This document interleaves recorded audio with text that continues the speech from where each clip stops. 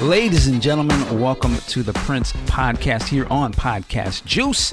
My name is Michael Dean, and joining me today is Mr. Big Sexy and Sax. Sir, how are you? Oh, man, I'm doing great. Long week in court. Hilarious Friday in court, but I'm good to go. All right, man. You got to have your own, judge, lawyer podcast or something. Just talk about the exploits of being a lawyer in the legal system. Oh, there are days I hate it, but there are days it is hilarious. All right, ladies and gentlemen. Well, we have a special guest. We're keeping the ball rolling. We're trying to bring people to you today. Actually, she's been on the show before, friend of the show, I can say. So joining us today is Jackie Thompson. Jackie, how are you? I'm good. How are you guys? Doing good. Can't complain. Oh, yeah. Now, Except I didn't realize you were in the last time I was on. You were talking about your day in court stuff. So that's interesting. I didn't realize that. So. Oh, I love what I do. There are days when I get to court and we'll start get things started, depending on the type of court it is, and it could be a little tense. But I like to keep things light. But yesterday, I went to go visit a judge in restraining order court. Which sounds heavy, but it wasn't. It was hilarious. Okay. so Jackie, you were saying you just thought he was just on some criminal stuff. Like, oh, my brother's in court all the time. What's going on? Who does Mike got on this show? But all right. So yes, Jackie. Let me set this up. So of course, Jackie was on before, and we talked about the PRN alumni event, which was a spectacular event. I will say, at least for me, I know people that I saw there met. We had a fabulous time. There's a lot of great stuff going on. So let me ask you, Jackie, how was the event for you? Did everything you guys thought it was going to be? Absolutely. It was phenomenal to us. We just really felt like it was healing on our end, as well as it felt like, I can't speak for the people that attended, but it seemed like a really well-received time. Yeah. And it was really great for us because we just really wanted to do it smaller, really kind of create the buzz on what we're doing, do it, and then, tweak it and grow for next year and just keep growing it. So it was absolutely what I envisioned. Obviously, is it going to get better and better? 100%. And so we took things that we needed to do better for next year. We knew what we really liked and what worked well. So it was perfect. It was what we wanted. So next year is going to be crazy. So yeah, it was amazing to me. And let me just say on air, thank you so much for letting me be a part of that. And also thank you. It means a lot when you go to some place that you don't live, and it's it felt like they took care of you. I felt like, man, it was always either yourself, or I got to shout out Stacy, who was helping you out. They always just made sure you needed to be where you were, and could get me where I needed to be, and I wasn't out there by myself. So I really loved that aspect of it, because I just felt like I was with family. So I was relaxed. So it was great. Good. Well, we wanted to keep that relaxed feel to it for everybody, and really appreciate your time and effort and coming in to moderate. And we, I love what you did, and we want to make sure that we take care of everybody. Everybody's important, and obviously coming from, that camp and entertainment background from Paisley and onwards, you learn how to take care of everybody, and you want to make sure it's the little details that really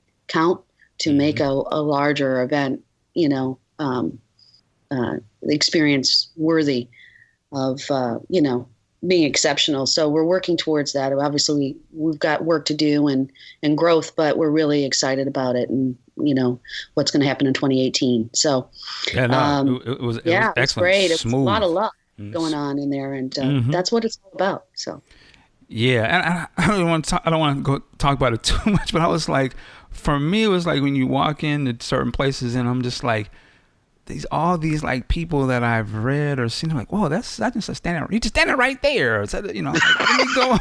I remember when I walked into the Capri for the first time, you know, before it started, and me and Dave Hampton walked in, and I was walking up the thing, you know, through the seats. And I'm like, that's St. Paul. He's just standing right there. I was like, ah, shit. Okay. Rich man, you know, and he was just so cool and just, you know, so the whole thing was great, man. I could go all day. Well, when we were sourcing out the space for, you know, the Capri was just made sense for us. It's like where his first professional, Prince's first professional show happened. And when I went over with Craig Rice to check it out, I hadn't been in before. You know, I knew about it, but I hadn't been in there. And so just going in there, it was just felt right to do it there. It just had that energy, and you just go up on that stage, like you said, and you're like, this is where it started. And you could just imagine what he was already in arenas at that point, you know what I mean, in his mind. Yeah, I'm sure I can't go into his mind, but I could just imagine him looking at those seats and thinking, you know, the next step, because that's the kind of guy he was, you know. So so it was pretty amazing. It was really great energy in there, and they're a really cool organization. They're going to be doing a $25 million renovation coming up next year. Oh wow. All the back of the Capri, all that land that was there is going to be all. They're going to spray ground on it. It's going to be a $25 million facility for kids in theater, arts, and music programs. So amazing. I know, it's amazing, and I'm so excited for them. And they were so gracious to let us utilize it, and it's such a, you know, historic spot for Minneapolis. And before that, it was a place where everybody used to go. And I was talking to Q-Bear on who's on KMOJ, and he used to take Prince. They'd go and all of them would watch movies there, because it was a movie house first. Okay. Before it became a stage performance place. So it's really cool, and we thought it fitting to start our panels there and grow from there. So. All right. Shout out to the Capri. And listen, I've been to Minneapolis a couple times, but I never got to go to the north side and different places. That's the hood. I was like, okay, this is, I mean, not to say it in a bad way, but I was like, I was like, this is dope. I didn't know, I didn't know it was like this. And it was a street fair. There was a fair going on, right, that day. So there was all these different vendors, and I got a chance to walk out there and just meet people, and they were selling their stuff. I was like, this is dope. I didn't know it was like this, and this was in this location. So I understand the magnitude of a place like that being there. So so when you say they're going to do 25 million renovation, that's amazing. That's going to be so amazing? great. I'm just so excited for them. And they were shut down for a while, and then rekindled it. So it's really good to hear that. I'm excited for them. All right. Well, this time we're going to get into some Prince conversation, some Jackie Journey conversation. Okay. I've heard a little bit of things, but I see as it is with everybody, people's story is way bigger than you can possibly imagine. And so here's where I would love to start, if you don't mind. Can you tell us, Jackie, at least tell us like where you're from, though? Like, where do you hail from? Yeah, I grew up in Michigan, near Ann Arbor. Okay. And right, the University of Michigan, and my mother had a business there for 20 years, and so I got both the entrepreneurial spirit from my father and my mother, so I grew up there. And when I was in my teens, I had a band. I was in a band, playing drums and songwriting and everything. And so I was wondering where I was going to head off to, was it going to be LA? Was it going to be New York? Minneapolis perked my interest because of the music scene. And I was right at that timing age, where it was the height of, the Minneapolis sound with Jimmy Jam and Terry Lewis. And they had their label called Perspective at the time. And so the band that I had in Ann Arbor, we started cutting some demos, and we sent them up to Flight Time. Obviously, you never know if you're if your music's gonna get heard or not. And so I called up to Flight Time. I don't even know how. There wasn't even Google. I don't know how I got their number, but I got it. And I called up to Flight Time and befriended A&R person there. And I said, listen, I know guys don't accept unsolicited material. Would you mind if I send our demo up for, to take a listen to? So I did. And about a week later, she calls me back. I put a package together, branded it, popped it in the mail. It was cassette tapes back then. Yeah, I'm dating myself, but yes. And sent that off to her. And they got back with me about a week and a half later saying that, Terry and Jimmy had listened to it and were, interested in us. And we were like, oh, wow, and so I became friends with her. They didn't really pull the trigger on anything, and I'll make the story short. Didn't pull the trigger, but what happened was I came up to Minneapolis to meet her, and then they were doing it's called the Minnesota Black Music Awards with Pete Rhodes, and so there was a conference going on. So I thought I'd come up and check it out with our band. Jimmy and Terry were on the panel. Got to meet him, Jimmy at the time, and just fell in love with the city. And was thinking, maybe this might be where I want to land. And so the head of A&R, she said to me, hey, I'm putting a female all-star band together. I want you to play drums for it up when we do it at the State Theater. Would you come up? And I said, yeah. So I drove up to Minneapolis through a snowstorm and did a show at the State Theater. And I met Craig Rice at the time, who had, you met Craig during the panels and everything. He was running Paisley. I think he was just finishing up at that time. But I met Craig Rice. He came to the show, and we became friends from that point. And I decided at that moment that I was going to move to Minneapolis. So I did. What? Just to jump in, so we can get a timeline. What year was this? Do you know? It was 91. Is when I came up to do the I think it was around 91, because I moved to Minneapolis in 92. Oh, okay. So the year before I was doing coming up, and I did a show, and I really liked Minneapolis, and then decided that so yeah, it had to be around 91. What was the name of your band? Catch 22. Catch 22. Now you got what kind of music? How many people were in the band? Yeah, it was Minneapolis sound. Okay. Michigan, we loved, Jam and Lewis, and it was kind of funk Minneapolis sound, a bit. It was a 4-piece. We had, I was on drums, and we had a keyboard player, guitarist, and bassist, and so it was a 4-piece. You was a funky drummer? Just messing with you. I played. That's right. Yes. Say that. I wasn't too bad. You can ask a few people around town. Anyway, my calling really was I love to play drums. My dad played drums. There was always a drum set. My brothers played music, so I was always immersed in music when I was young, and I just was able to get on the set and play.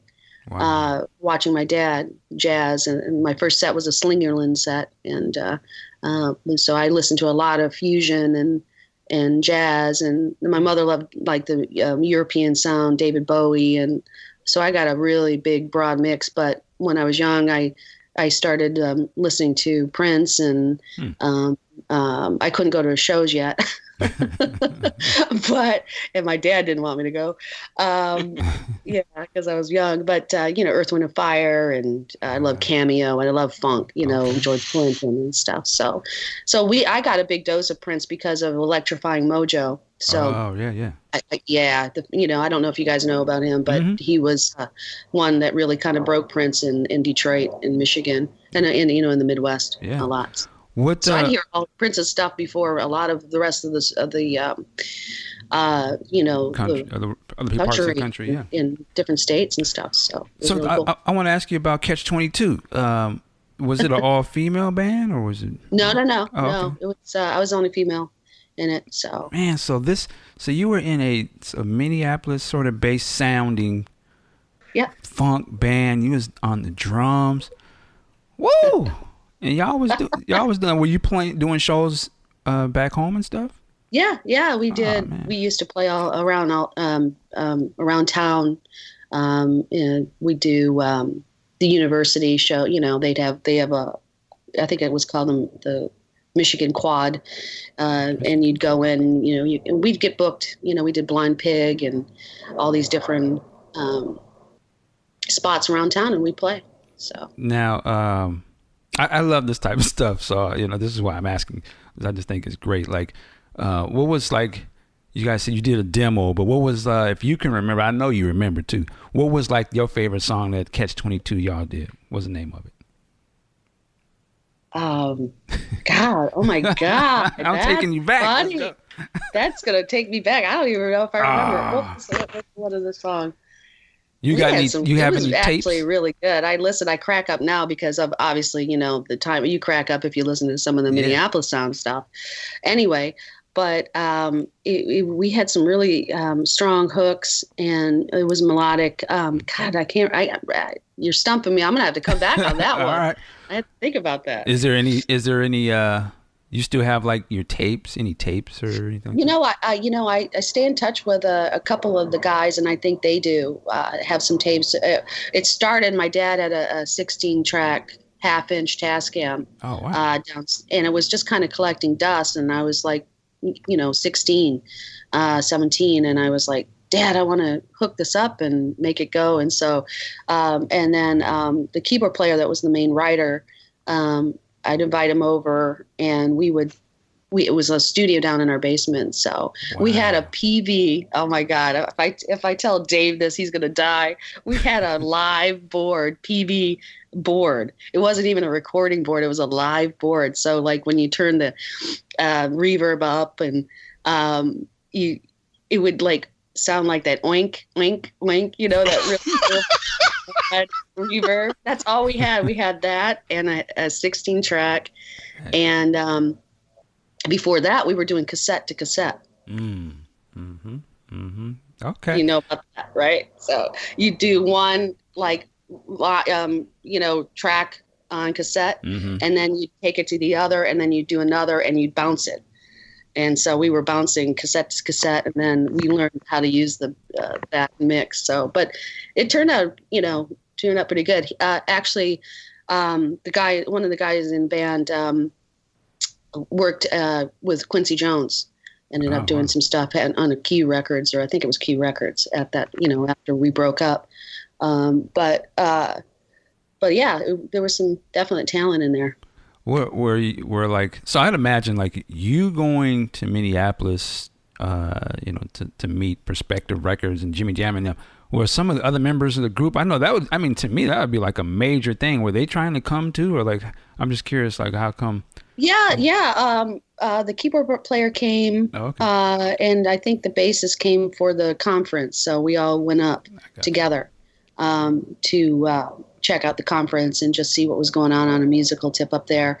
And, just that. So that was cool. But I was the one that said, I'm staying. I'm coming. I'm moving back up. Okay. So Wow. Okay. They didn't know it at the time, but I knew in my head I was going to do it.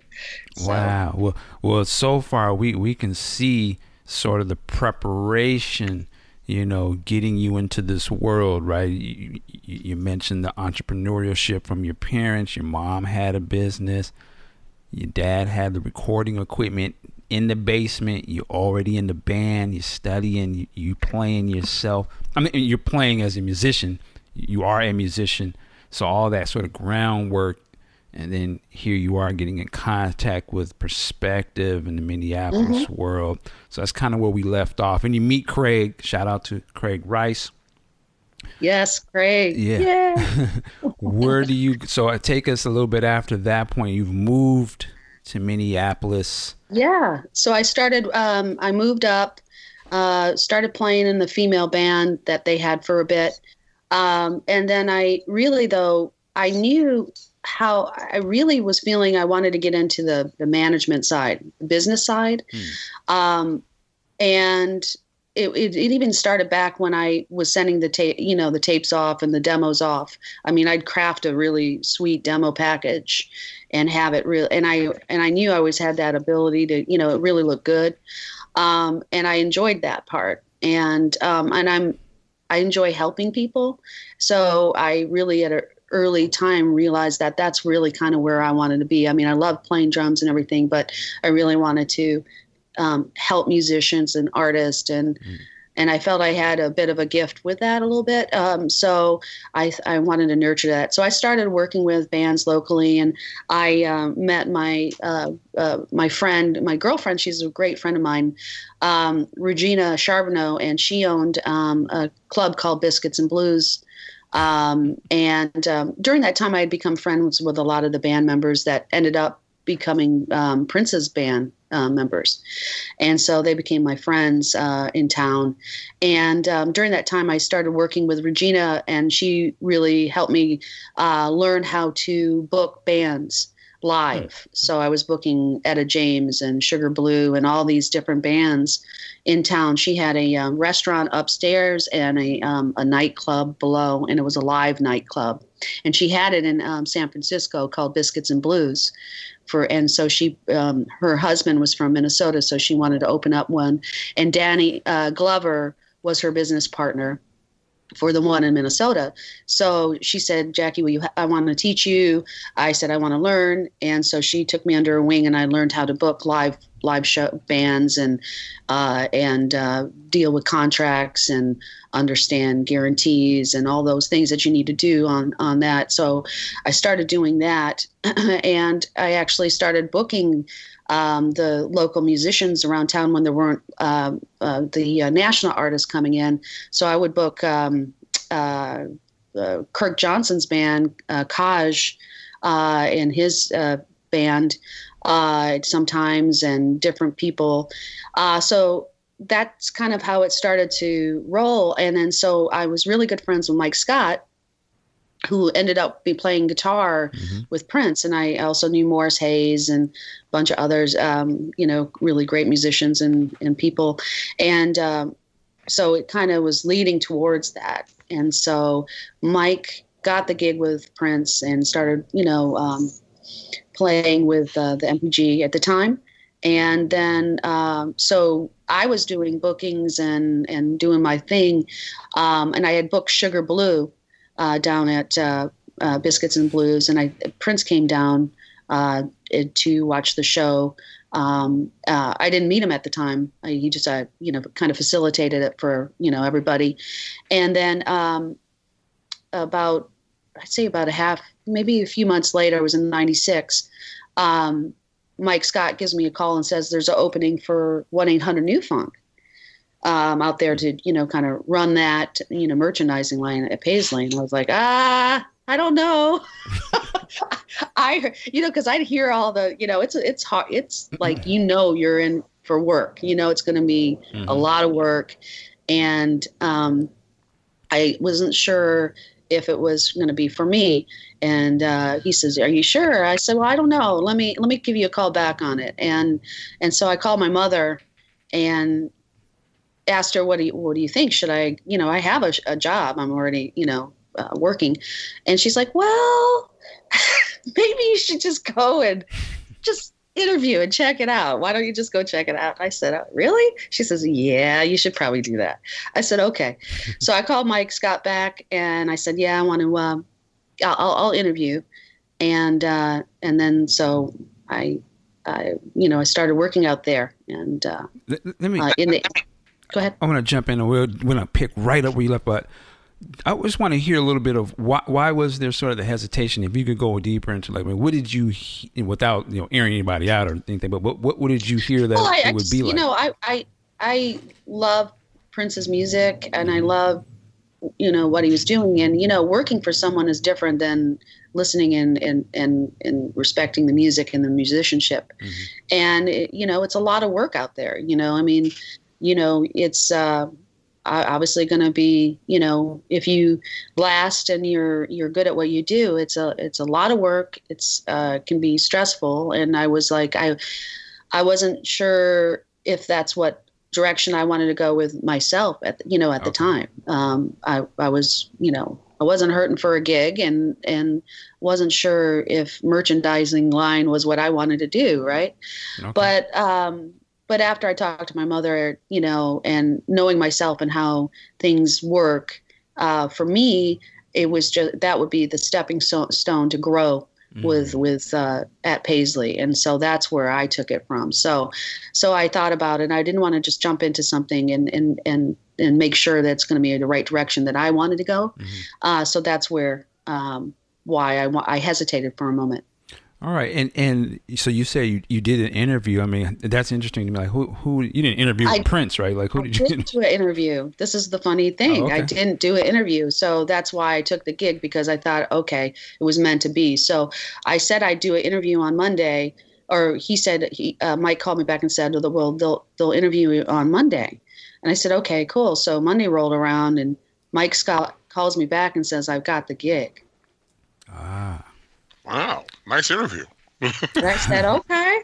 I guess I'm supposed to be working. I called my mother and I said, well, they didn't even, they didn't interview me, but obviously they probably vetted before, and it wasn't going to be interviewing with Prince, because it was the, obviously it's the merchandise line. So, but I did that. And so that just kind of gave me a sign that, well, maybe I should take it. And I said, well, what's the, worst thing can happen. So I decided to do it. And I went out and started working with Mayte, because she was ahead of it, of the 1-800-NEW-FUNK and that part. Because it was really a skeleton staff at that point. They had really kind of shut down Paisley for a bit. And then they were just starting back up and starting to hire people. Wow. What was that? Now, had you been to Paisley Park before this? I had, yes. I went to an event for Sharon's, just so some, once in a while he'd perform and do some shows, late night shows and stuff. So I had went to a couple of shows there. What was that first day like? Do you remember? Oh, for the show? So for the day you started working. I'm sorry. Oh, working there? Oh, man. It was really interesting. I was just like, I walked in and I'm like, wow, I actually work here. Yeah, I mean, it was kind of surreal, and then I just kind of kept, low key, and just went, and then I was introduced to Mayte, and shown what they wanted from me and what she wanted me to do, and then that was it, and I just started work. So. Was Mayte essentially your boss, or? Yes. Okay. Yeah. Yep. Wow. So what was the first sort of, big project that you guys, was it the dance company thing, or was that after? Yes. Okay. So I was working at, with 800-NEW-FUNK, and he had asked to, he wanted Sugar Blue's number, and no one knew how to get a hold of him. And Mayte looked, well, when she came into the 800-NEW-FUNK, she looked, kind of like tired, and I said, what's wrong? And she says, well, we can't get in touch with Sugar Blue. And no one knows how to get in touch with Sugar Blue. And I said, oh, well, I have his number. And she looked at me like I was crazy. Well, I just booked Sugar Blue, so I had his whole number. So, 6 months before that, I didn't ever tell her what I was really, we didn't get into detail on like my booking and what I did before we just started work, and so it wasn't a whole lot of detail on background of who I knew or whatever. And so she looked at me like I was out of my mind. You have Sugar Blue's number. And I said, yeah. So I gave it to her, and she went, and then that's when I was on the radar. And that's where it kind of started. So a few weeks later, maybe my timing is maybe not a few weeks later, but it just started to grow into that. And then she came to me and asked me if I would head the MPG Dance Company with her and put it together with her. And I said, absolutely. And so I moved from the 800-NEW-FUNK into doing MPG Dance Company and putting that all together. Wow. And so what, now MPG Dance Company, they had, was it did they do a show or doing shows in, was it in LA Glam Slam, or was that locally in No, Minneapolis? this was, we actually did, it was the hardest, I'll tell you, and I've worked hard in my life, but this was the hardest I've ever worked in my life. We had about a month and a half to put together 20 dancers set to his music that he did. Mayte was the principal dancer at the time. She didn't end up doing it, but we had to work with 20 dancers from around the world, all amazing dancers. I actually still, I haven't seen as much because there's not as many music videos, but after, the dance company disbanded, I would see some of the dancers in Britney Spears videos and all around. They were amazing dancers, all of them. And putting that together in a month and a half to 2 month span, not only from the production standpoint, but from booking the venues, the theaters. So I thought, well, I know the biggest, well, I'm not going to say the biggest fans, but a huge fan base is in Detroit. And because that's where I'm from, I know, so it was like I could start there. So because I was ahead of booking it, all of it, and marketing it, wow, and putting production together and finding, so, and so I booked a venue in Detroit. We started there. We did 3 shows. It was short-lived, but they were wonderful. We pulled it together and made it happen in a really short time. It's hardest I've ever worked in my life, and that's saying something. Let me tell you. So, Jackie, yeah, was that the I'm going to butcher this, the Billboards performance with the Joffrey Ballet? Was that part of that? It wasn't. That was before. I think that was the start of the concept of that. And then, but he went, actually Mayte, not him, went and got Desmond Richardson, and he was a really well-known, he was the principal lead in the dance company for the MPG Dance. And then Dwight Roden, a famous choreographer. And so that's how it started. And then she was so connected through, what she had been doing before with her ballet and dancing and her love of her dance, put an amazing cast of dancers together, hip hop, proper ballet, all of it set to his music. It was wonderful. It was just really a great show. Nice. Wow. Just going back to the 1-800-NEW-FUNK thing. So if a person back then had called that number, would you be one of the people who picked up the phone? Absolutely. It would have been me. It would have been you. Yeah, it would have been me. And then it was also my voice on the voice messaging. I had to do if we weren't in, for the voicemail at the time. And so it was so funny you should say that. Mayte comes in just after the Sugar Blue, episode where I had that. And she comes in one day and she says, my husband wants to know if he could use your voice, sample your voice from the voicemail you did. And I said, okay, yeah, sure. You'll have to sign a release. I said, yeah, I get that. No problem. So he ends up piping in the studio to the voicemail and samples my voicemail. Wow. And puts it on Face Down. Really? I didn't even know. On one of the remixes. And so it's my voice on one of those. I don't even have a copy of it. It's somewhere. It's really rare. Excuse me. And he puts it on Face Down. Nice. And that was going to be a single, but then EMI folded.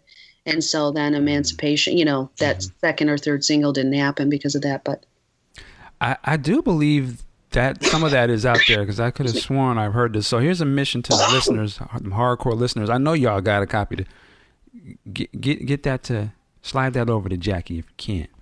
We need to do Please that. do. I'd love to hear it. It was so funny. I was supposed to get a copy from Steve Park, but I never, because he did design. It was so funny. I was like, "Where's my copy, man?"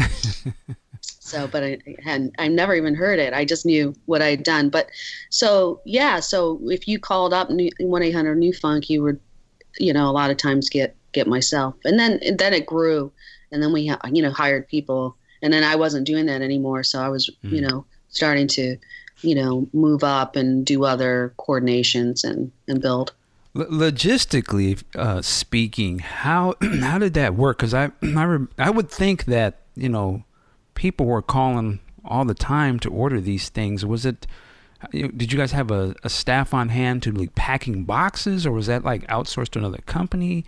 No, it was internal. Everything was internal at that point. So he was just re-ramping. So we hired some staffing to do some of the packaging and things like that. So. What was, do you remember like some of the items that were sort of big sellers that when you were doing it? Do you remember any of them? Yeah. I mean, the Kama Sutra, Yeah. a lot of the different music that he had, 319 cologne or perfume. Oof. I knew that stuff. I know a lot of people bought it, but I just didn't understand. It wasn't the best smelling to me personally. And it was like, but people loved it. So I was like, okay, go for it. So so the 319 and then all the, ear cuffs, we had the ear cuffs that he, wore. There was the ear cuffs and all that. Those were really popular. And then tees and t-shirts and things like that. So. All right. So this is coming off. So this kind of time is coming at the end of the Emancipation and sort of swinging into, I think it was even inside the Emancipation album, sort of the announcement of like Crystal Ball. And things of that nature, which blew my head open when I saw that written in there because I knew, what Crystal Ball was. I was like, what? So, Jackie, let's get to the Crystal Ball section. Talk. Where would you like to start with that? Yeah, like. Well, I got so Crystal Ball is really cool. It's that 5-piece.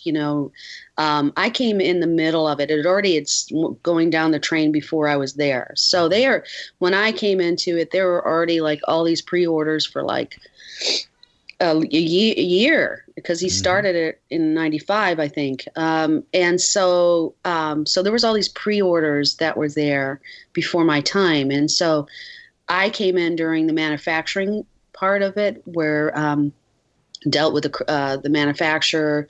There was a special mold that was made for the Crystal Ball. I could kick myself because I had the original first mold, and it was mine. It was mine because it was just we were just testing them, and I don't even know where it's at. It's like I think it's probably still at Paisley or whatever, but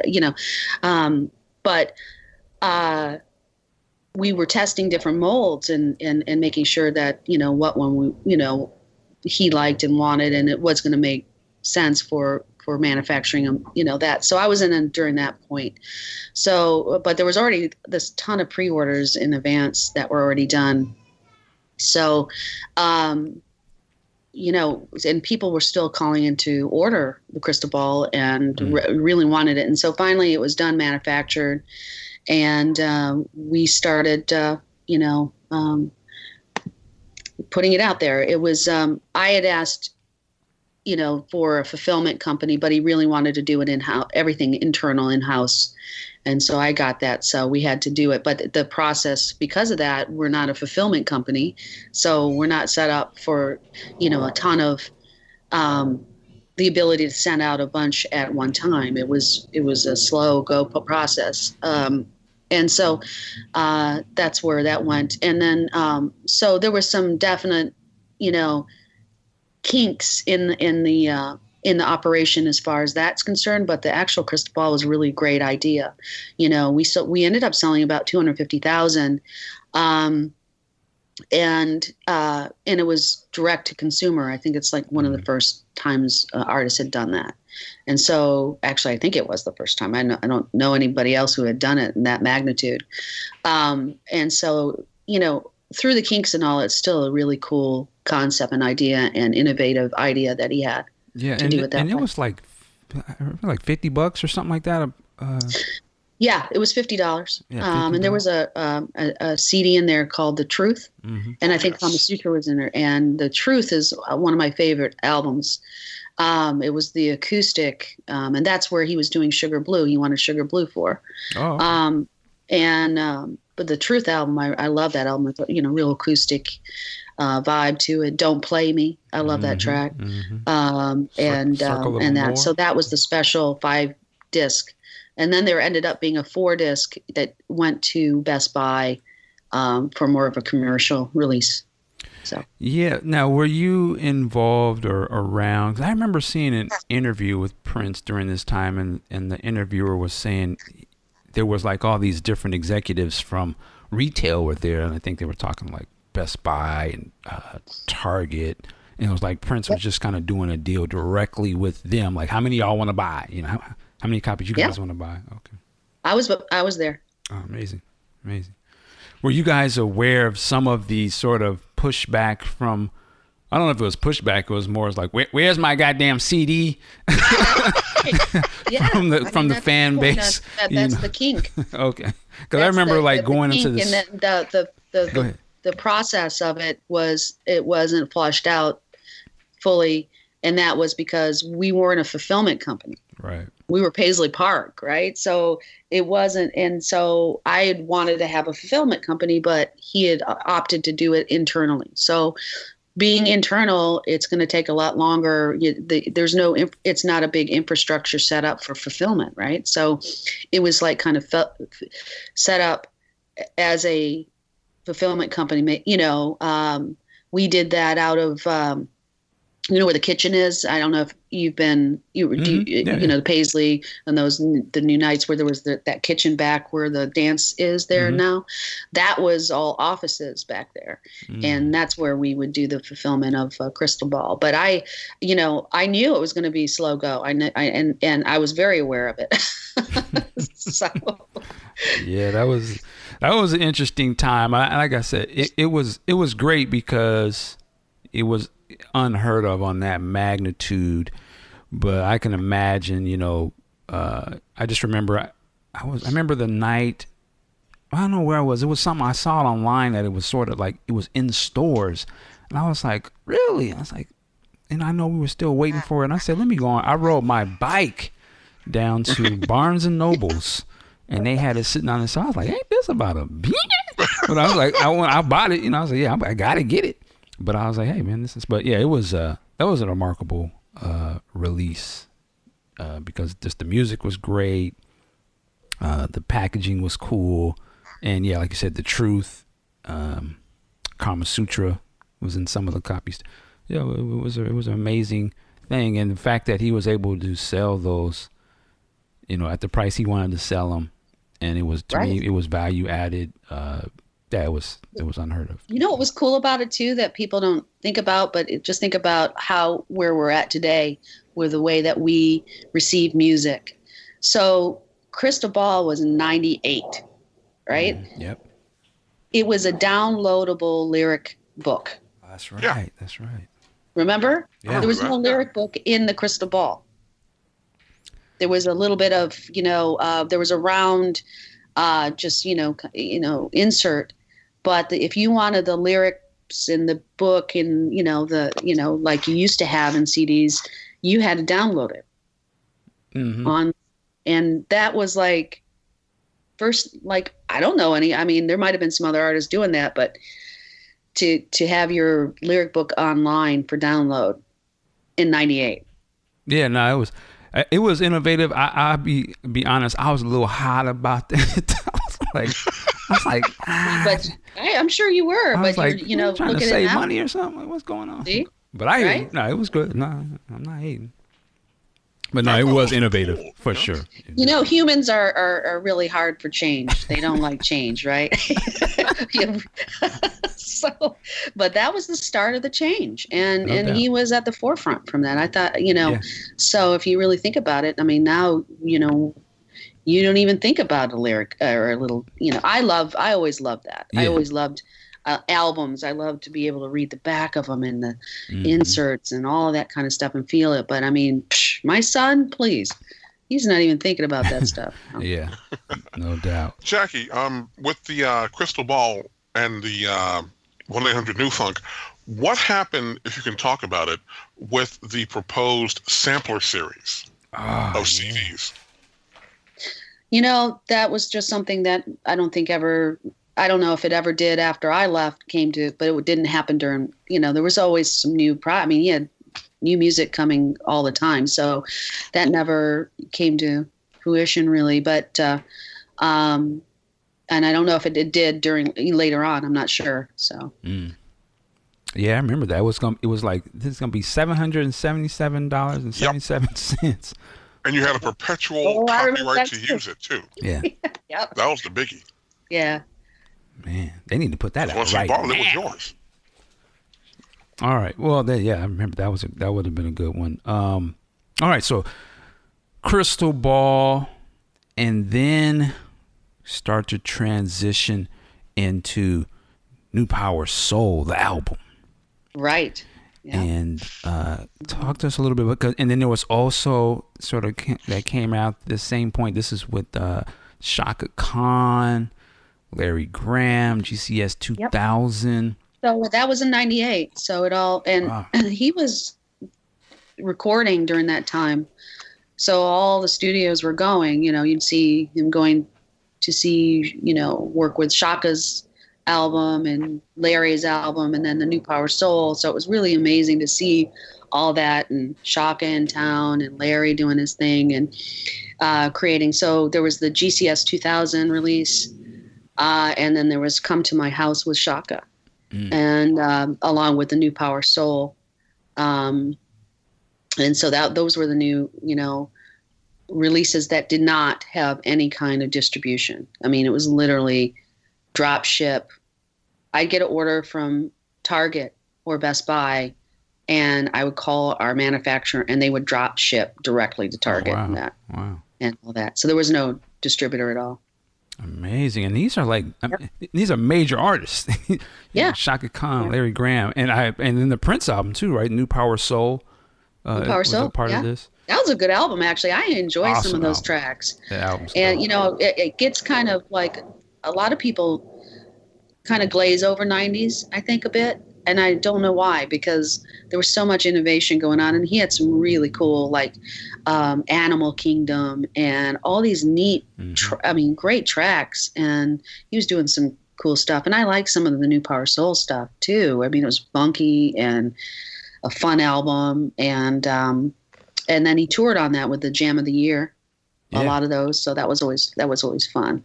When the Jam of the Year tour got here, and he did he did Come On, place blew up. Yes. Blew up. That's the jam. Come on. I worked with him on that funny video. We did this hilarious video. Come on. It was just him and I. Talk about that. Literally, it was funny. So we were on tour, and he'd have me find a video company wherever we're at and only use Beta SP. It wasn't even digital, and we'd shoot wherever we were, just stuff, B-roll. And one day he said, I want to shoot today. And we didn't even do we wouldn't go get any licenses, and really set it up as an actual shoot. We just it was like a hit and run, right? So we're in the middle of London. I had the Beta SP crew, Mike Scott, Marva King, I think maybe Manuela was there. I don't know who else. Oh, Rhonda. I think Rhonda was there. I can't remember who. And so I got them there, and he pulls up, and he's in this old man suit, in a total disguise, like an old guy. And no one knew it was Prince out there at the park, and it was a busy park. It's right down dab down in London, and we shot all this stuff, and we didn't know what we were just having fun. We didn't know what it was going to be, and so when I got back to the States, he asked me to go take everything because we had just shot Beautiful Strange or Café de Paris gig, and so he wanted me to take all the stuff to LA to edit, to get ready to start editing. I hadn't edited before, guys. I didn't, so he was going to come in and do this. And so I had it just prepped and ready to roll. He calls me and says, I'm not going to make it in, start cutting editing. And I'm like, what? Okay. What? Luckily I'm creative enough to and I have rhythm, a bit of rhythm.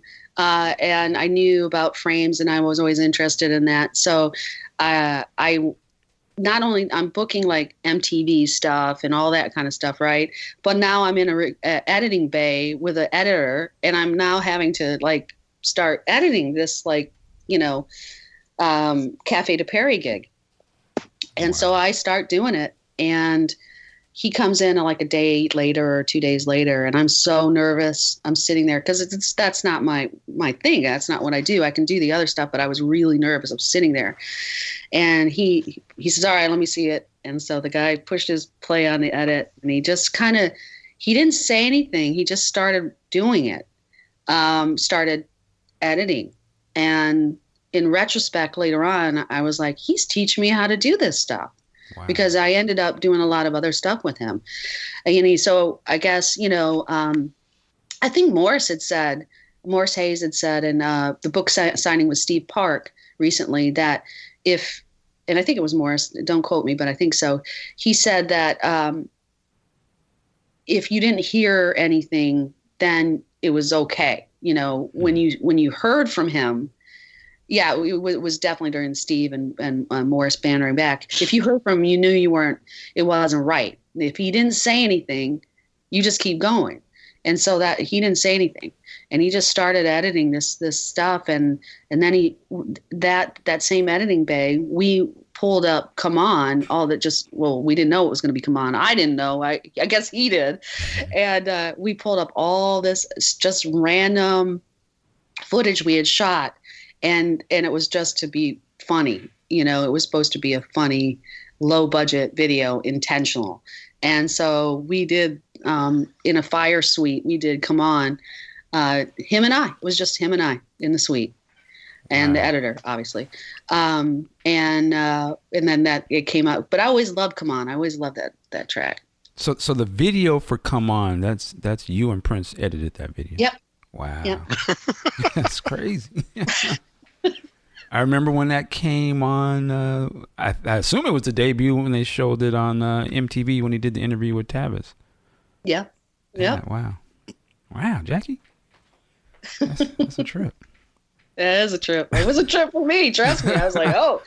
So that's how it kind of led into the other things. I did his Rave Unto the Joy Fantastic EPK. And that came about kind of funny, but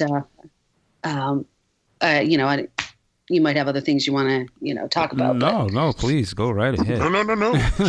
So he calls me in to Studio A, and he wanted my opinion on this, and I was like, oh, he wants my opinion, cool. I'm like, oh, so I go in, and he says, this is the Rave EPK that Arista sent. Can you want to take a look at it and let me know what you think? And I watched it, and he says, I don't like it. I want you to do it. And I said, okay. So I called up Arista and asked them, or told them basically, hey, can you send all the footage? He really wants us to do it here. And they said, okay. And so they gave us a new budget, and I went in and I cut it myself, and he'd come in and pop in and see it, and then do final approval, obviously. But so that started me on doing EPKs down the line when later, but that was the first one. So we sent it off to Arista, and they really liked it. And so that was really cool, but I didn't even know I was going to be doing that in my life. Right. It's like, and that's what Prince was about, like the manifestation of, and just like doing it and finding out what you're good at, and don't being afraid and trying things. They don't always work out. Yeah. Did Crystal Ball have some chinks in how it was done, but we tried it. It was the first to do it. And that's the amazing part about it. Wow. So.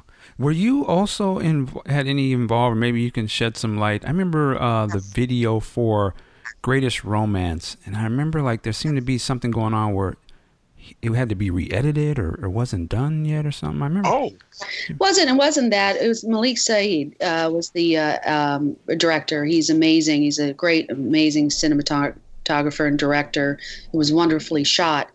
but it just was taking longer to edit. So it was Malik doing it. And so just the timing was off on the release for what Arista had wanted versus when the actual release of the video was completed. So it was just, we were waiting for the final edits to come back in the notes. So like Malik would send the edit notes and then Prince would look at it and then make his notes and it would go back and then it finally was approved. So it took a little longer. That process can take a while with videos. And it was one of my favorites. It's beautifully shot. It's so wonderful.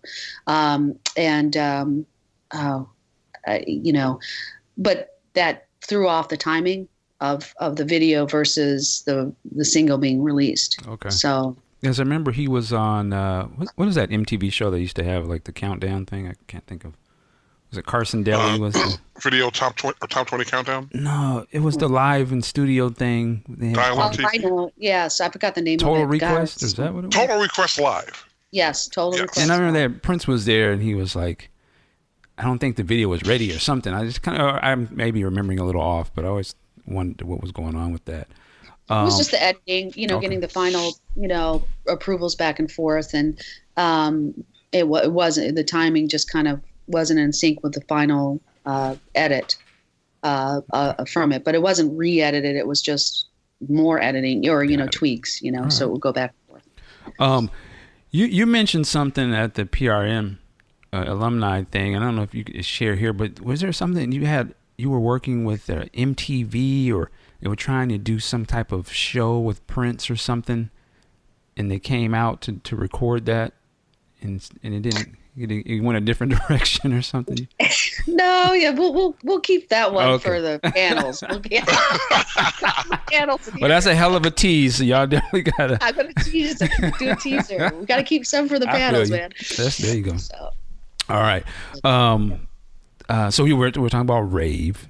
Also, we have to mention that this was another big thing during this period, the Millennium New Year's Eve pay-per-view. You were working there with that? You were part of that too, right? Oh, yeah, definitely part of that. A lot. And that was pretty amazing. We were working with CAA, with Reza Azad and Al Hassas.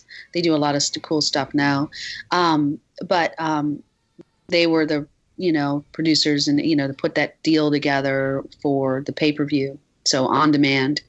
And so we shot it at Paisley. It had, Lenny Kravitz, Johnny Lang, that young guitarist Johnny Lang, and George Clinton, obviously Larry Graham, and just that the whole, I think Maceo and all that. So we did a whole concert shot at Paisley, and so that was real special. And we had an audience, and I still have my ticket. I got metal tickets made. There's only like 500 made, numbered in purple and engraved. I had those made for people, and we had a lot of stars coming in, and that was shot. And so then it was about doing editing. So it was edited actually at Paisley. He had an editing suite. This was before there were actual editing bays at Paisley. At that point, he was really getting into editing. Mm-hmm. So when I left, I know that they refurbished and added, editing bays and things like that. But we edited there with the director, and then it was, literally up until the last moment, and I took I had a flight on Northwest. I had already booked to take the master to New York to get it uploaded in time for the, because it has to go satellite. And back then it was slower, everything's slower. So it's, the technology is so much faster. It wouldn't happen the same, but back then I literally had to hand it to them and they had to upload it to all the satellites. And so, I remember he comes and asks me, he says, well, what would it cost for a private plane? Because we were still literally putting in credits. Wow. And I had to have it there the next morning. And so that was fun. I took a private jet to New York and handed it to him for upload. So that was fun. But yeah, I mean, it was, and then it was pay-per-view. It was pay-per-view. $19.99 was the cost, and you could watch it. And for I remember watching it with him. Oh, wow. Again, over and over. I hadn't seen it like 100 times, right? So more than 100 times. And but he invited me out for New Year's Eve, the millennium, 2000. Mm-hmm. So I sat at Paisley and watched the show that I just edited for the last month with him. And I was like, can I go get some champagne? I want to go. I was supposed to go hang with my friends and everything. I'm sitting out there with him watching the show again, ringing in the new year. But no, I guess a lot of people would love that, but when you work for him, you want a little time off for yourself. So, but that was cool. But I'm glad I did it. So, all right. What were the happiest the happiest times or the most proudest moment you had of whatever your project you worked there, and what was one of the most challenging moments, if you can? Well, I think the happiest, the proud one was the Mgp Dance Company, because I was really given no tools, really, to do it. I had to do it and craft it and make it mine. And when it sold out in Detroit, and the show went well, and we got great reviews, and everything was smooth, and then I was really proud of that, because I know how much work I had put into that. And then Mayte calls me right after that show and says, my husband and I would like to invite you to dinner. I said, oh, I must have done something right. So I had dinner, and Stevie Wonder came in. Wow. And then there was a jam later. That's another whole story. It was a lot of fun, but that was one of the best times. It was so much fun, and I was proud of myself and the work, and I was proud of everybody, because we worked so hard to make it happen. And so that was really cool. The challenging time would be Crystal Ball. Hold up a minute. Let me get this right. You're having dinner with Prince and Mayte. Stevie Wonder walks in. Yeah. Wow. Let me set the stage. So we're in a restaurant, private, blocked off, but there's a bar next to it that is connected. So it's like, you eat and you can go and have drinks and listen to a band next door. So we're next door. There's a bar going on, and people are drinking. They don't know we're there. And it was Mayte, Prince, Kat Dyson, Larry Graham, Tony Rich, the keyboard player, and then his publicist and myself. We were having dinner, and then then Prince must have invited Stevie. Stevie came in, and then Stevie left, and we just finished dinner and everything. And you know where this is going, right? So this is one of the best nights I can tell you for me, was Stevie comes back, and he's got his harmonica in hand, and our I don't know if it was Takumi or someone was over and went over to the next door bar, and there had been a band playing, and so they had asked if could borrow their equipment.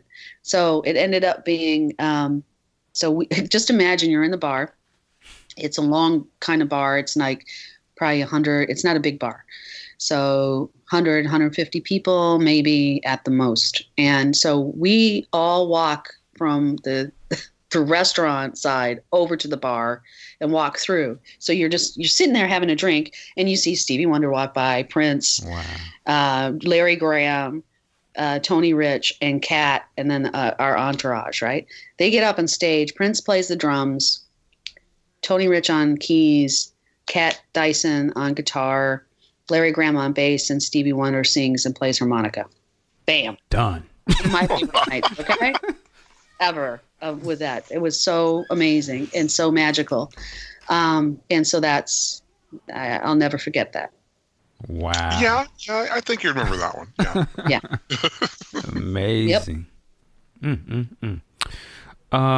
If you could, how did your time end working there, and why? Well, it was in 2000, and he just turned back from being a symbol, not having a name, to Prince. I was there during that transition back, just at that point. And I just was ready, like, to my spirit and my entrepreneur spirit. I knew that my time with him would be a specific time. I just didn't want to stay doing one thing all the time. Okay. So I now, was in working. I don't know if he'd fire me or whatever. Eventually maybe would have happened, whatever, but I was ready to do some stuff for me.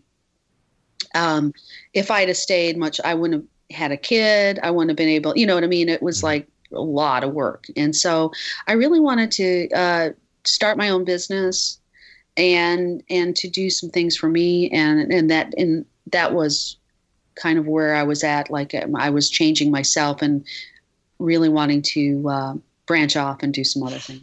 So my time, that's why I chose to leave. In my learning, I really wanted to keep learning about things, and I really wasn't learning anything anymore. It was just kind of like doing it. At that point, up until that point, I was learning everything. You know what I mean? I was learning so much. But at that point in my life, I felt confident in my abilities at that point on pretty much almost all aspects of entertainment and I was really ready to move, do my own thing.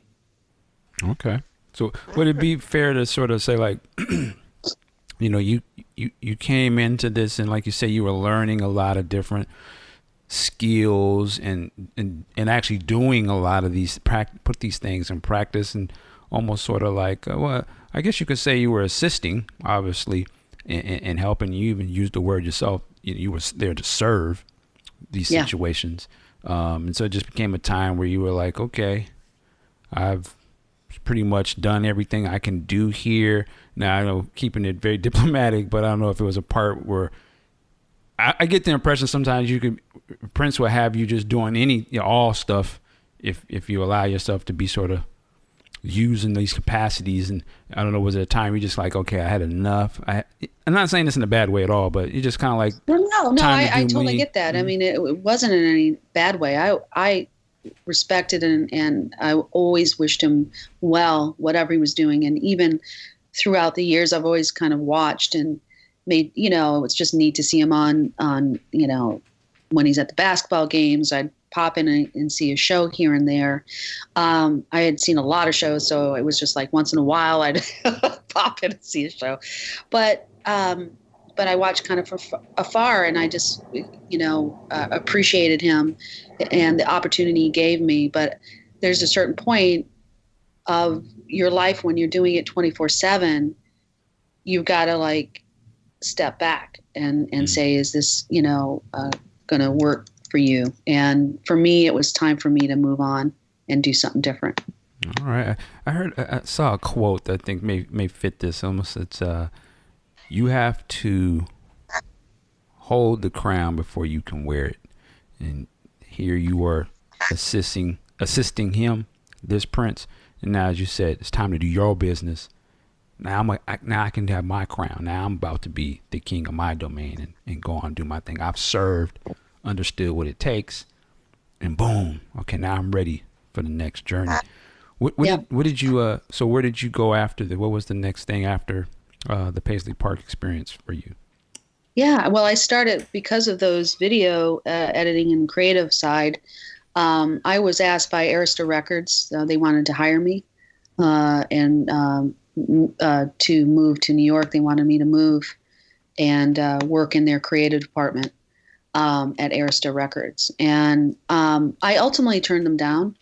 And I'm actually really glad I did because, a couple of years later, Arista folded. But it was a real honor. And what I did do is say, I went in and I entertained it. I thought about it. And living in New York City, in Manhattan, wasn't for me. it's a wonderful city, don't get me wrong, but just wasn't. I grew up in the Midwest, and it was just, I think the energy would have been too much for. I had a house, and deer would go in my backyard, and I just thought about all those things, and I just said, yeah,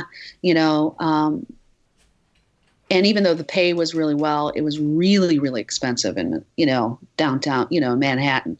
So I weighed that out, and I said to him, guys, I really appreciate it, but why don't you just hire me independently? And they said, okay. So I got hired by Arista independently, and I, started my own company. And they would give me a budget, and I would go and I would produce these EPKs and different things for them. So I did some commercials for them. I did the Platinum Collection, where it was a compilation CD that was coming out with all these different platinum artists. They were all platinum on this collection. So Tony Braxton and all those type of people were on it. So they'd send me all this material, and they'd give me a script of what they wanted, and I would get it done for them. And then they asked me, do I want to do an EPK? And I did my first EPK with them was with Funk Master Flex. So they hired me, and I went into New York and shot Funk Master Flex and those guys. And then I cut it, and Clive loved it. He loved what I was doing. And so they hired me again. And the next one I got was Outcast. They hired me to do Stankonia. So that was before it was a hit.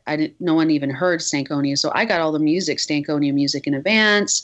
And they gave me a budget, and I flew down to Atlanta to their studios and interviewed them, and then came up and edited it for the release of Stankonia. So that EPK, I did that. Wow. And then I did Chaka Khan and a few other. She wasn't on Arista, but I was asked to do that with Sony and stuff like that. So that was one of my threads of my business that I didn't even know I was going to have going into, do I want to do 1-800-NEW-FUNK, right? Mm-hmm. So you never know in your life when you choose and you choose a direction, you never know where you're going to go in a way. You think and then here we are, I'm sitting there doing a EPK for, Outcast. In the Stankonia Express. Yeah. Oh, yeah. Okay. Oh, I had a great time, and those guys were great. And Erykah Badu was there, and it was so funny. I had met her before, and she was in the studio, but she always had her hair wrapped up, and I never seen her hair down. And I'm busy waiting, and I'm focused on getting ready to interview Dre and Big Boy. Is it Big Boy? Yeah. Yep. And waiting there, and I'm just really focused on getting that all set up and everything. And she comes in and says hi, and I say hi to her and everything. And I'm just like, keep going, doing my thing. And the camera guy, he goes, that was Erykah Badu. And I was like, oh yeah, she had her hair down, and it was all dreads, and I didn't even, Wow. But it was fun. So I was interviewing those guys, and behind me, she's in the recording studio and in the booth, and she's making all these faces I didn't know behind me to make them laugh and mess up on their interview. It was classic. It was Wow. very, very cool. It's nice. Yeah. That's so odd, because I was just listening to that album yesterday. Yeah. Freaky. Yeah. That's great. Freaky. When I first heard it, when they sent it to me in advance, I said, oh my God, this is going to be massive. This is going to be massive. And it was. Wow. So, and then I also see, I don't know if this was earlier or later, but you did some work with Mint Condition as well? I did. It's after. After that, they were with Sony and they were working on their album, and I'm friends with those guys, and I said, hey, what if you pair up and do a track or two with Outkast? And so they said, and I just done that with them, and so I called down and they said, yeah, let's see what we can do. And so I got those guys down in the studio in Atlanta with their production team, And there's a couple tracks they did together. But they never came out. I was about to say. But wow. But I just thought it would have been a really great connection, like that collaborative effort, with real great musicians and what they were doing and kind of that teaming up. I thought was a neat connection. So, but I know Stokely and those guys for a long time. They're wonderful guys. And so just helped a little bit with them and did some consulting for a bit. Man, that was the Dungeon Family Mint Condition songs they got sitting in the vault. Yeah, it was. I think it was Dungeon. It was the production. Yeah, the team. They were there in the studio, in Atlanta. It used to be Bobby Brown's studio. The studio that they had. And they bought from Bobby Brown. Wow. All right. It's cool stuff. Yeah. So. And then also, we have to mention Mr. Carlos Santana. Now you're talking my language. That's my guy. Yes, wonderful. I've just been, guys, so blessed. I can't even tell you. We're still great friends to this day.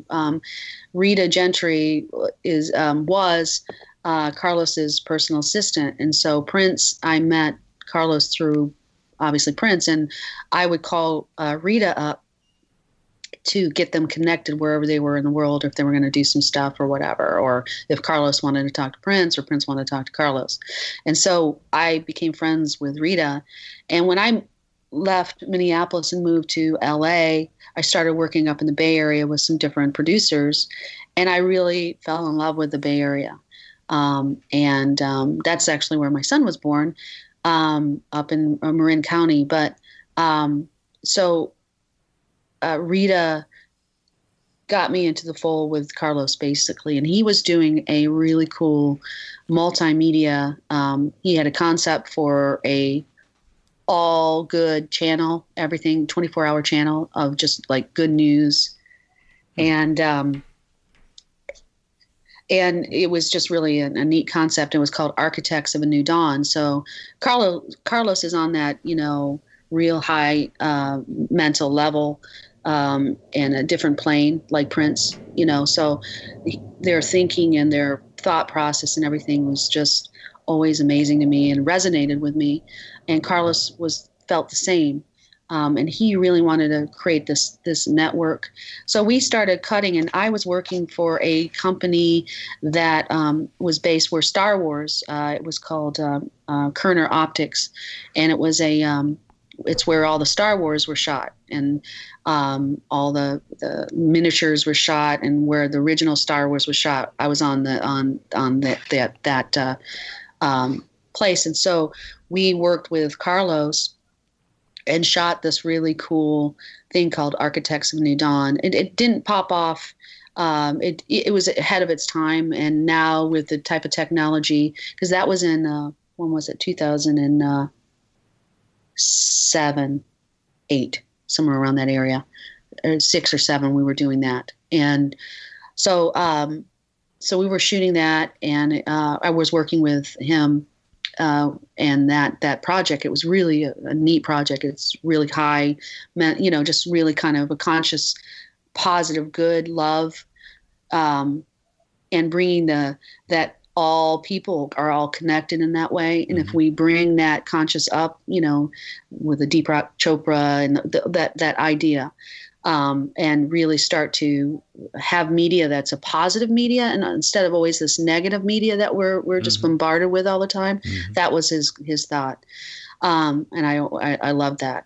And so I moved back down to LA, and I had done a project back in Minneapolis called You Have the Right, where I had kids with Verizon Wireless, was an underwriter, and I had kids from a school, TC Ellis's school, HSRA. I had them record and do music that's about healthy and unhealthy relationships. That was the initiative, really kind of getting teens aware of that. And during that time, so Verizon had called me back and said, "Hey, we want to do a new project with you, and what do you want to do?" And I said, "Well, I've been thinking about doing, kids around the country. They write a track, let's get 7 kids from around the country to write about unhealthy and healthy relationships. Let's do a voting, the public can vote for their favorite song, and whoever wins that competition gets the opportunity to write a song with Salvador Santana, which is Carlos's son, who's a really great songwriter. And then Santana would play guitar on the track that they would be on. Nice. And so that happened. And so we did. And I went up. I flew up. I didn't know if Carlos would be into it, but I literally just flew up from L.A., took a shot at it. I didn't know if he was even in town, but I was going to have lunch with the management. And I was going to pitch the idea to the management. And Carlos comes walking and he's like, Jackie. And I was like, Carlos. And so we started talking, and then I just said, well, here's my opportunity. I'm going to just ask him if he wants to do it. And I did. And he said he would. And so we did that project. And then a young girl won. She was 16, won. And then I flew her out, and they did Skype sessions with Salvador Santana to write the track. And then Carlos was in Vegas doing his stint there. And then I booked a studio there, and he came in and played guitar on it with, and Cindy Blackman was there and all that. And I had F. Sheen shoot it, F. Sheen Shaheen. Yeah. So that was real cool. So that was a project I did for that with Verizon. All right. And then currently right now, again, I'm loving this entrepreneurial. I know, I'm nuts. Doing business. This is what we need to hear. You have Revel Spirits Inc. Yeah. Tell us a little bit about that. Well, so about in 2012, business partner and I, we just wanted to really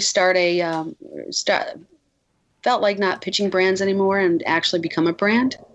And didn't know what that brand was going to be, but really wanted to kind of move into a different space and just kind of put on my marketing hat and branding and, kind of that entrepreneurial thing and do something different than music and entertainment.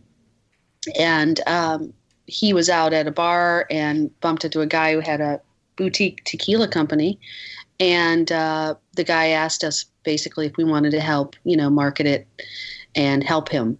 We started to do that, and we got really passionate about Mexico and about agave spirits and all the really amazing spirits down there that, from mezcals and tequilas and agaves and all these different type of agave plants.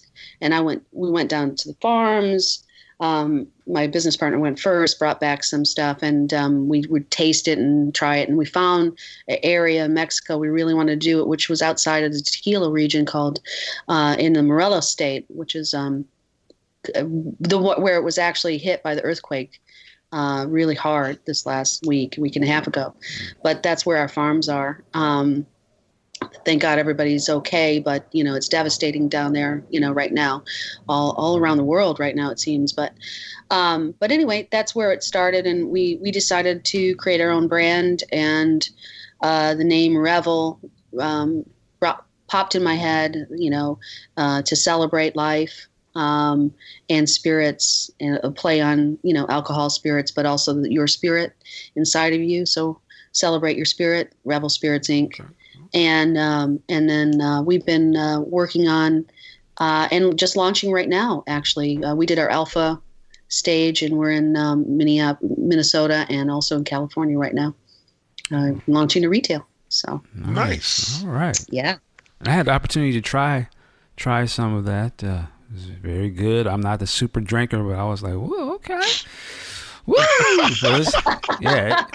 No, you don't have to be. This is really a high end. It's really a sipping.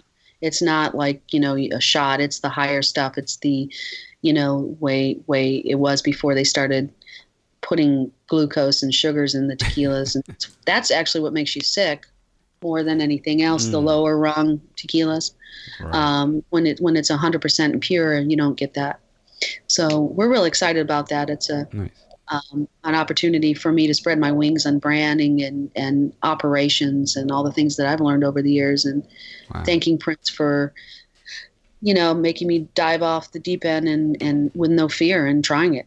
That's one thing I loved about him. He no fear, regardless if it's successful every time, it's not going to be, but you gotta do it, and you gotta try it. And so that's what I've always taken from him, and I've always thought of him when I do these new adventures. All right, Big Sexy. Before we get up out of here, do you have any other questions for Jackie? Yeah. Going back to tequila, it sounds not familiar, but it reminds me of when Sammy Hagar did his Cabo Wabo, like 10 years ago. You just go to a company, you dig what they're doing, and you dig it so much you want to become a part of it, and you help to get it out there, which was great. Did you, I don't say follow, but did you look at what they were doing over at Cabo, or you just went your own way? Well, I mean, obviously you do your research on, what things worked well and what things didn't. And obviously for Sammy, he was a leader in that, and that went well for him. He ended up selling it for part of his company after 5 years for $80 million, and then another total of 120 a few years after that. So that was like kind of the benchmark of where it was kind of moving towards. Our category is really booming right now, and obviously with that $1 billion deal that George Clooney just did, obviously it's George Clooney and Randy Gerber. So, you're gonna, obviously that's the reason why, and their IP is very high. But that's the kind of the trending that's happening, and so you want to look at everything, what people do right, what people don't do well, because you learn from mistakes. I mean, that's how I learn when mistakes. All my learning happened when I made mistakes, and still do. And hopefully then you learn from those mistakes and don't do them again. So if you can look at the things that are going well and then kind of break that down and figure out why they're doing well and then why that didn't do so well, hopefully you can, balance that. Wow, man, I didn't know about the Clooney. I didn't know it was that kind of money going on. I remember was the Ice Cube St. Ides deal back in the day, but that was that's the ignorant summary. This way with Puffy's Ciroc. Yes, he makes most of his money now. His serious fortune is in the vodka. Ciroc and boys. And those sorts of spirits, if they're good and they do well, you can do well. Wow. All right. So we'll see. St. Ides. Hey, man. That was back in the day. But anyway, stay focused. All right, Jackie.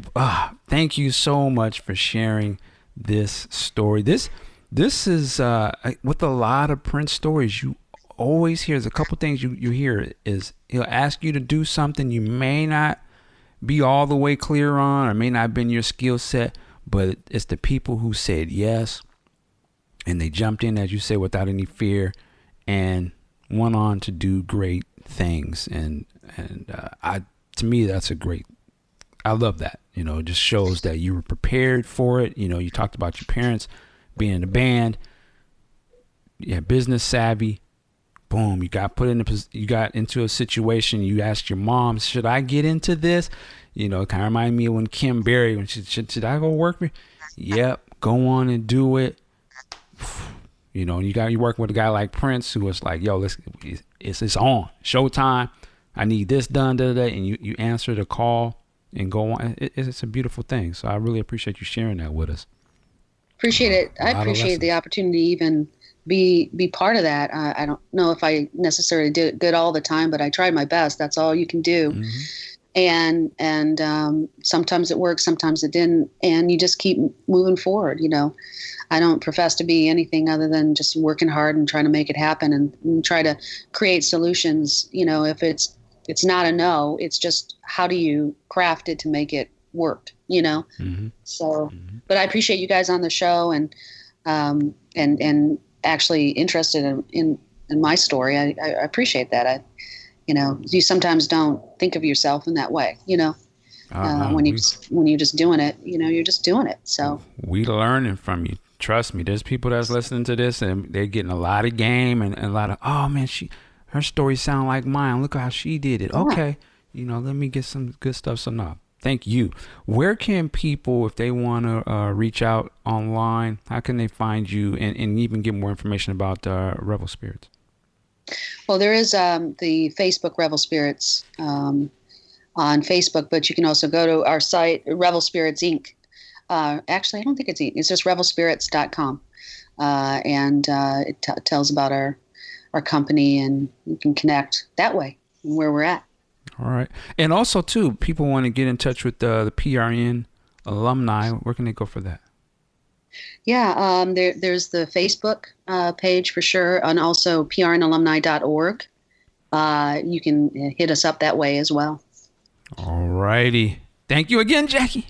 Appreciate it, Michael. Thanks, Big Sexy. I love to say Big Sexy. I love it. And Big Sexy. Sir, where can they find you online? Well, I can be found over at Twitter under WSE Mark, and over on Facebook, waiting for a confirmation from a new friend request under my normal name of Mark Wiggins. Okay. Yeah, you caught that.